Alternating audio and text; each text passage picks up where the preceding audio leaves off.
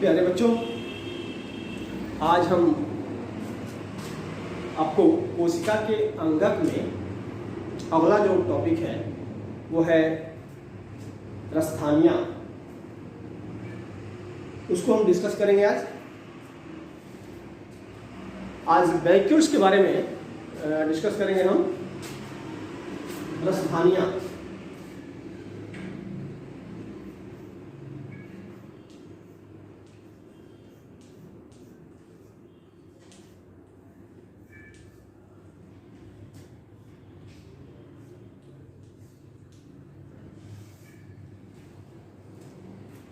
कुछ इसका हम एक सामान्य परिचय इसके बारे में जानना है। पीछे जब हमने आपको एक सेल का स्ट्रक्चर दिया था तो उसमें आपको बताया था एक बड़ा सा जो स्ट्रक्चर उसमें दिख रहा था उसके बारे में, वही रसधानी है और उसके बारे में हम यहाँ डिस्कस करेंगे। तो इसका एक साधारण सा एक वो देख लिया जाए परिचय के रूप में।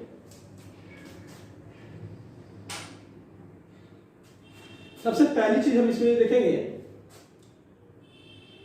कि यह कोशिका में मुख्यतः इसका क्या इंपॉर्टेंस है।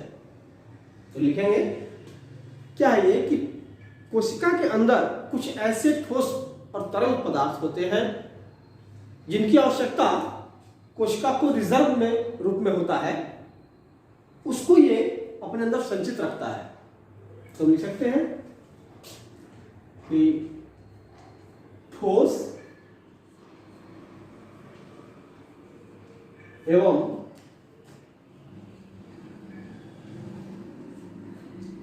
तरल पदार्थों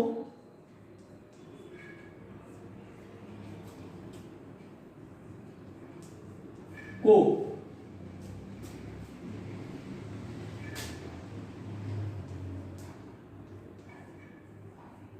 संचित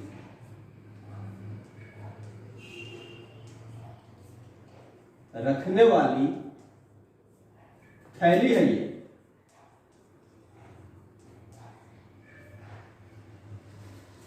ठीक है, अभी दिखाते हैं कि कैसे।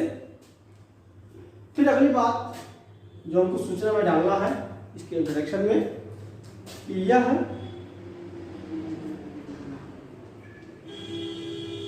पादप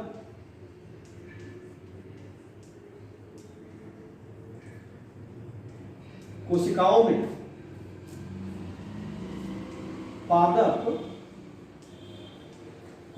में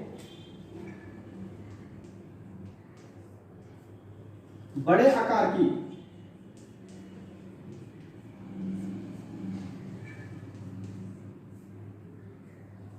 ठीक है, और जंतु कोशिका में अगर बात करें तो इसको देख लीजिए, जंतु कोशिका में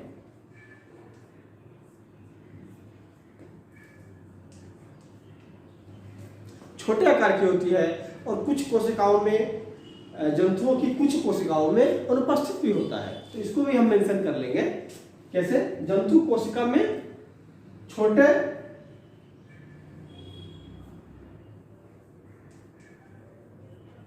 आकार के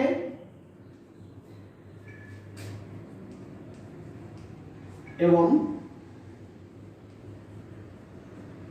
कुछ में अनुपस्थित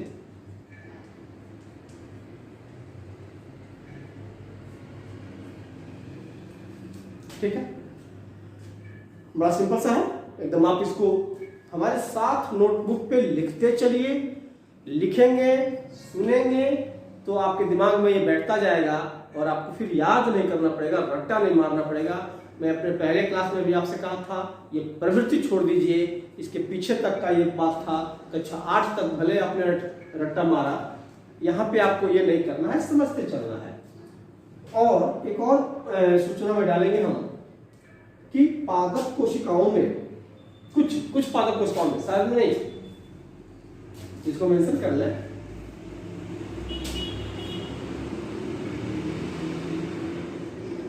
कुछ पादप कोशिकाओं में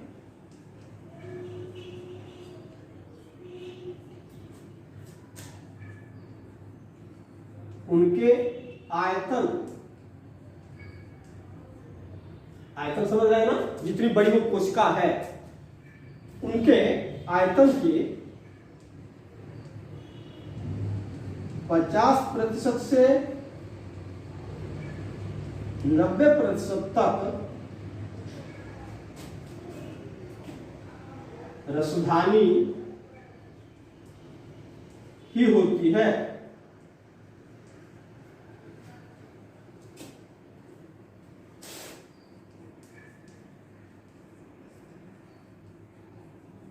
है इंपॉर्टेंट सूचना।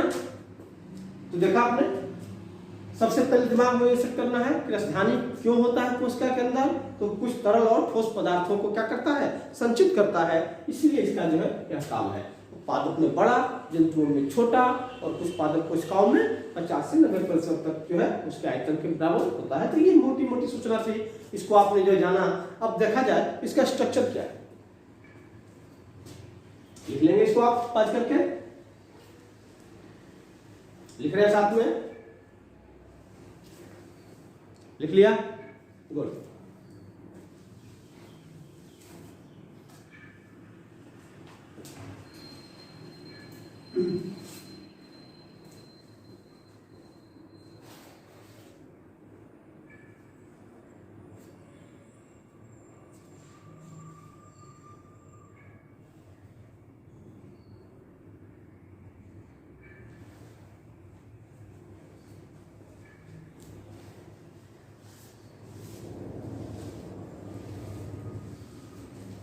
चलिए अब इसका स्ट्रक्चर देखते हैं।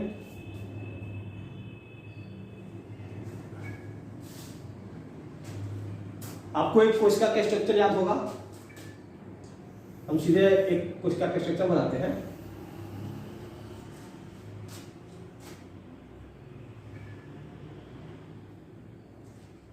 और इसमें हम एक बड़ा सा स्ट्रक्चर डाला, तो जब ध्यान देना, जब ये बड़ा सा हमने रसधानी डाला है तो इस कोशिका को हम किस रूप में दिखाएंगे, सोचो किस रूप में। बिल्कुल सही सोचा, इतनी बड़ी अगर रसधानी है, इतनी बड़ी वैक्यूल्स है इस सेल में, तो सो सिंपल यह सेल किसका है, प्लांट का है। यानी कि ये क्या करेंगे, ये सेल किसका है, अगर पौधों का है, पादप का है, तो याद करो जब पादप का सेल दिखाएंगे तो जंतु कोशिका और पादप कोशिका में अंतर जो मैंने बताया था मुख्य, वो क्या था, पादप कोशिका में कोशिका भित्ति होती है, सेल वॉल होता है, इसलिए क्या करना होगा, तब आपको ये भी दिखाना होगा, ये वाला स्ट्रक्चर।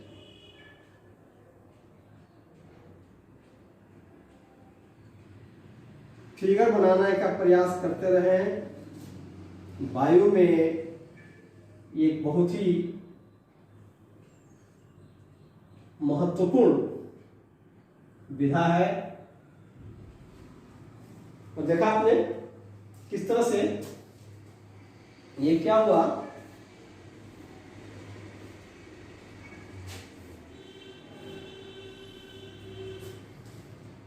एक स्ट्रक्चर तैयार किया जिसमें, क्योंकि जब आपको इंटरव्यू लिया जाएगा और आपको कुछ इस तरह से चीजें दी जाएंगी तो वहां पे आपसे पूछा जाता है, और आप स्ट्रक्चर जब ऐसे बनाते हैं तो ये समझ में आ जाता है कि आप डेप्थ इसको जानते हैं या केवल याद करके रखे हैं। तो जब इतनी बड़ी रसधानी देंगे तो क्या करेंगे, सेल वॉल यानी कोशिका भित्ति भी हमको बनानी होगी, और इसको लिखेंगे कोशिका भित्ति।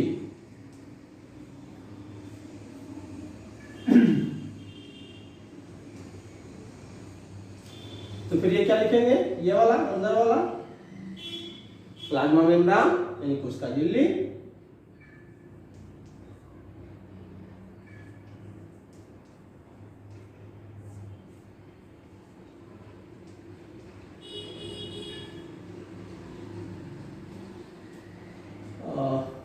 इसको ऐसे कर लें, और इसके अंदर अब और किसी अंगकों को न जाते हुए सीधे इसके अंदर हम जाते हैं। तो सो सिंपल है, आपसे आपको याद दिलाना चाहता हूं कि कोशिका झिल्ली के अंदर, प्लाज्मा मेम्ब्रेन के अंदर क्या था, साइटोप्लाज्म था, ठीक है ना। और अगर हम केंद्रक को भी जोड़ लें तो प्रोटोप्लाज्म हो जाएगा, जीव द्रव्य हो जाएगा। तो हम अभी यहाँ पे क्या लिख रहे हैं, इसको कोशिका द्रव्य के रूप में लिख रहे हैं, कोशिका द्रव्य। और ये हो गया हमारा रसधानी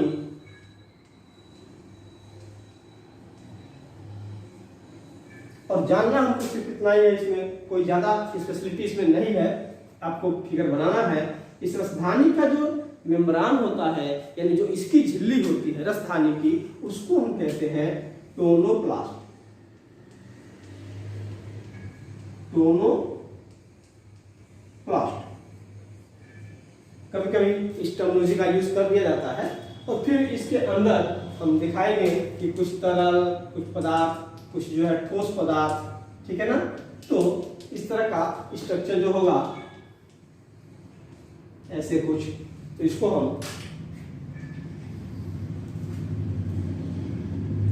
पार्टिकल्स के रूप में, तो इसको हम दिखा लेंगे क्या, तरल एवं ठोस पदार्थ, ठीक है ना। तो इस तरह से जब आपको जो है रसधानी की बात करी जाए तो फिर आप इस तरह का स्ट्रक्चर बना करके और इस रसधानी को स्पेशलिटी दिखा सकते हैं, ये रसधानी है और वैक्यूल्स है, और किस तरह से ये अपने अंदर कुछ पदार्थों को संचित रखता है जो बाद में विशेष करके पौधों के कोशिकाओं में काम आता है। तो ये हुआ स्ट्रक्चर। अब इसके बाद हम इसका जो है लिखेंगे कार्य। आपने बना लिया होगा, लिख भी लिया होगा,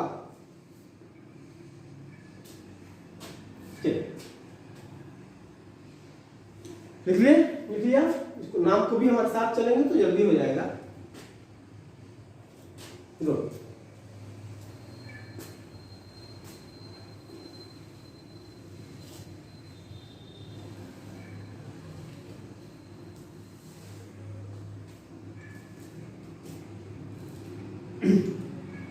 अब हम इसके फंक्शन, रसधानी का कार्य के रूप में जो मेंशन करेंगे कि इसका कार्य क्या है।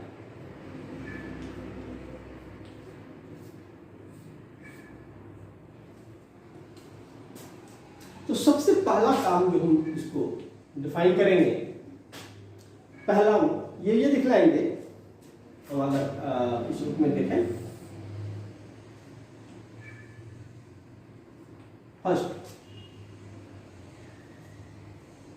तो लिखेंगे, लिखते चलिए, हम बोलते भी जा रहे हैं, पादप कोशिकाओं में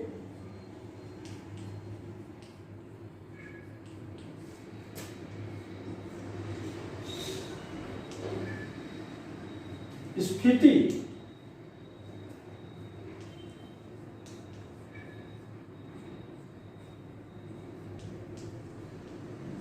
एवं कठोरता बनाए रखना।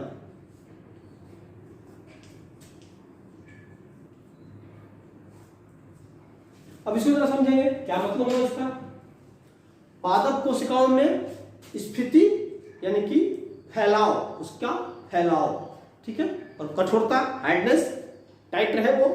तो ये बनाए रखने में वैक्यूल्स किस तरह से महत्वपूर्ण है, या वैक्यूल या आपका रसधानी किस तरह से काम करता है, ये हमको जानना है। तो जरा देखो कि अगर ये कोशिका है,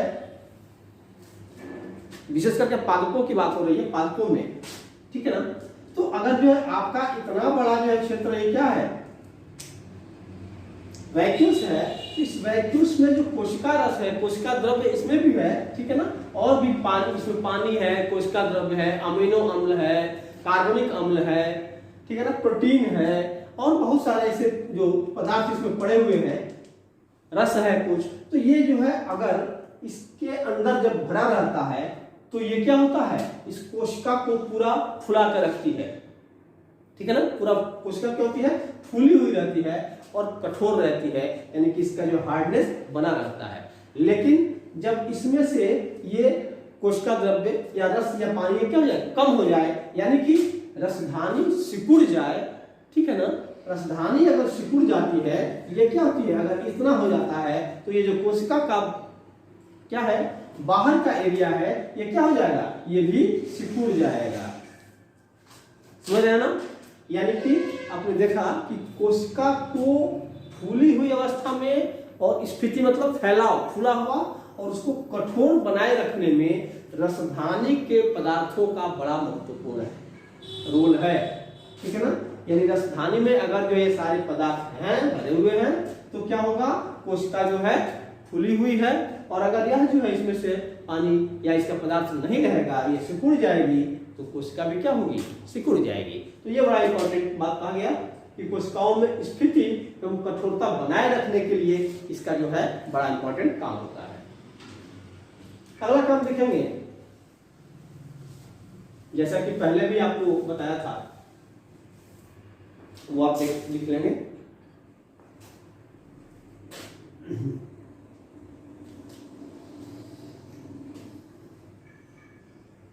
मुख्यतः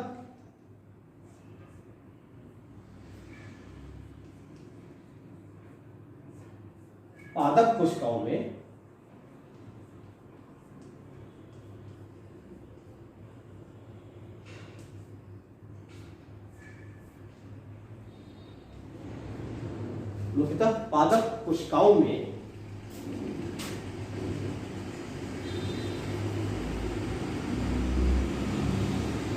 रस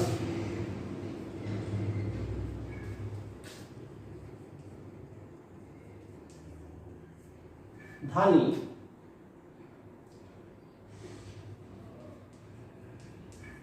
पानी, रस, अमीनो अम्ल, याद रखेंगे इस टर्मिनोलॉजी को, अमीनो अम्ल, कार्बनिक अम्ल, ये कुछ ऐसे पदार्थ हैं जो पौधों को जरूरत पड़ती है, पौधों को उपयोग में आती है। कार्बनिक अम्ल तथा प्रोटीन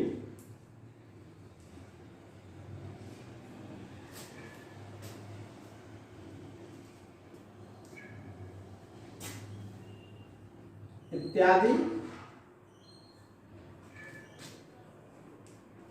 का संचय रखती है।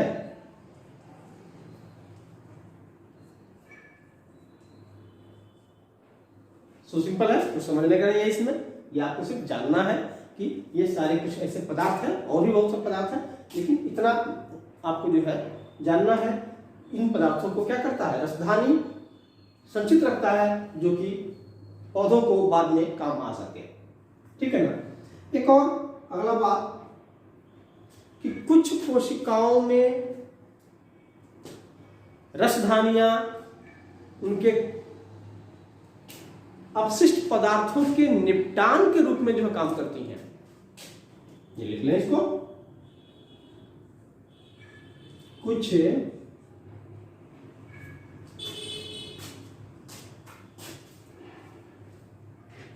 कोशिकाओं में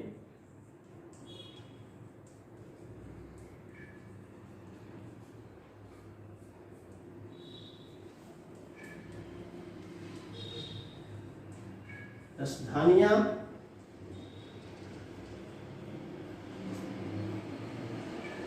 उनके किसके, उनके मतलब कोशिकाओं के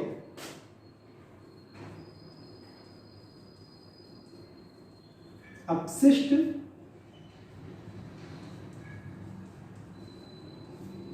पदार्थों का निपटान करती हैं।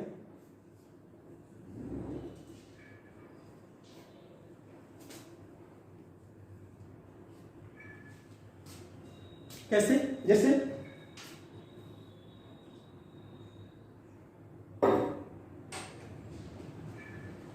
कुछ एक कोशिक जीव ले लो, हम यहां समझाते हैं। ये जैसे अमीबा, ये एक कोशिक जीव है, अमीबा है। आपको मालूम है कि इसने जो भोजन को रखा है, ये इस तरह की जो है वैक्यूल्स बन जाती हैं और उस वैक्यूल्स के अंदर जो है इसकी सारी चीज रहती हैं। तो इस वैक्यूल्स में जो भोजन क्या हुआ, पच गया।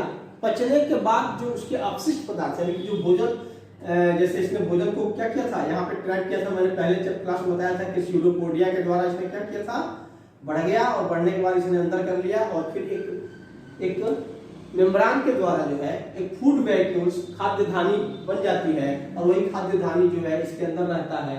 फिर इसमें से इसका पाचन होता है और पचे हुए पदार्थ जो है इसी व्यक्ति के द्वारा बाहर इसके कोशिका द्रव्य में चले जाते हैं, जिससे इसका और सारा काम होता है। और अपशिष्ट पदार्थ इसके अंदर जो है ये धीरे धीरे क्या होता है, ये वैक्यूल्स यहाँ आ जाती है पीछे की तरफ। ये अमीबा आगे बढ़ता है और पीछे की तरफ आती है और फिर जो है आगे बढ़ते हुए अमीबा जो है क्या करता है, ये जो है इसका ये फट जाता है। फटने के बाद इसको जो है ये बाहर चला जाता है। फिर इसकी जो है मेम्ब्रान जुड़ जाती है और आगे की तरफ जो अमीबा चला जाता है। और ये रसधानी यानी कि वैक्यूल्स, जिसमें क्या था, अपशिष्ट पदार्थ था, पचा हुआ जो पदार्थ था अपशिष्ट था, है ना। पचा हुआ पदार्थ नहीं, पचे हुए पदार्थ में जो अपचा था यानी कि जो अपशिष्ट था उसको क्या किया, इसने जल में बाहर छोड़ दिया। तो ये बात कही जा रही है कि अपशिष्ट पदार्थों को क्या करता है, निपटान करता है। और बिल्कुल इसी के सेम वही बात यहाँ भी एक बार और भी मेंशन कर लेना है आपको कि ऊपर लिखते हैं यहाँ पे,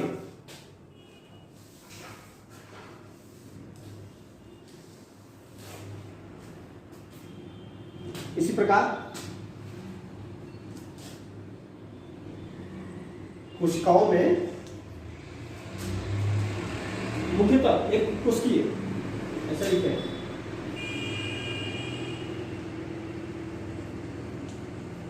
इसी प्रकार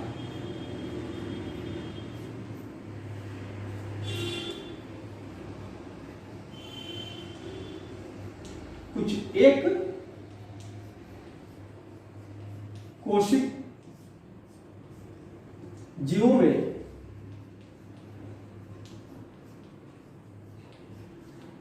यह खाद्य धानी के रूप में, खाद्य धानी के रूप में काम करती है।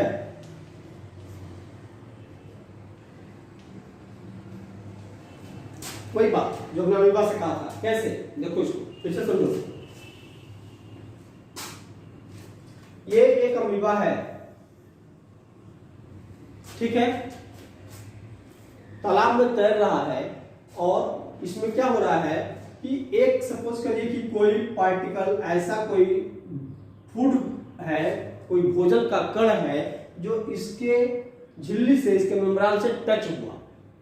तो जब इसका मेम्ब्रान से ये भोजन का कण टच होता है तो इसका साइटोप्लाज्म यानी कि इसका कोशिका द्रव्य आगे की तरफ बढ़ता है। और मुख्यतः ये जो कोशिका द्रव्य है, ये कोशिका द्रव्य, कुछ कोशिका द्रव्य इधर की तरफ तेजी से बढ़ेगा और कुछ कोशिका द्रव्य इधर की तरफ तेजी से बढ़ेगा और कुछ क्या हो रहा है, इधर की तरफ। यानी कि ये मेम्ब्रान को जब ये क्या करेगा, प्रोट करेगा, धक्का लगेगा इसको, तो ये जब मेम्ब्रान से क्या होगा, यहां से ये ऐसे उठेगा, ये ऐसे, और ये वाला क्या उठेगा, ऐसे। देख रहे हैं ना। तो ये जो उठता है, आप देखिएगा यहाँ पे, ये यानी कि क्या हो गया, इसका कोशिका द्रव्य, इसका जीव द्रव्य क्या हो गया, यहां आया अंदर, यहाँ पे और यहाँ पे, ठीक है ना। तो ये वाले जो हिस्से को हम पादार्थ कहते हैं या स्यूडोपोडिया कहते हैं। इसको क्या कहते हैं बेटा, पादार्थ। तो ये आगे आया और बाद में जाकर के क्या होता है, जैसे ये यहाँ आता है तो फिर ये आकर के ये दोनों ऐसे मिल जाते हैं, यानी कि ये लास्ट वाली मेम्ब्रेन आके मिल जाती है और ये क्या हो गया, ये देखो ये अंदर जो है भोजन इसके शरीर के अंदर आ गया सीधे। भोजन अंतर ग्रहण की ये विधि है अमीबा की, कितना प्यारा, देखो कितना स्पेशल है।